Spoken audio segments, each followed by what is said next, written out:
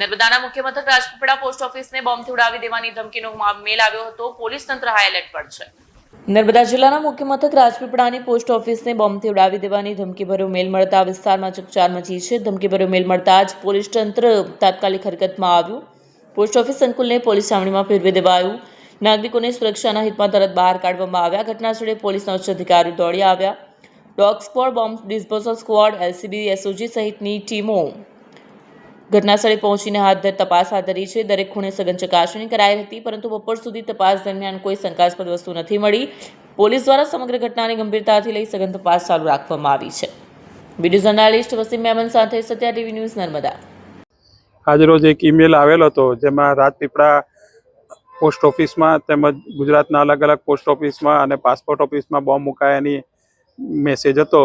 જેને આધારે અત્રેને કંટ્રોલ રૂમમાં મેસેજ મળતા અમે બધી ટીમો જેવી કે BDDS ટીમ, ડોગ સ્ક્વોડ તથા સ્થાનિક પીઆઈ અને તેમનો D staff, LCB team, SOG team તથા તમામ અમારી ટીમો હેડક્વાર્ટરથી પણ અત્રે આવી ગયેલી છે. આખું જે પોસ્ટ ઓફિસનું ગ્રાઉન્ડ છે એ અમે વોર્ડન કરી લીધેલું છે અને સર્ચ અંદર ચાલુ છે.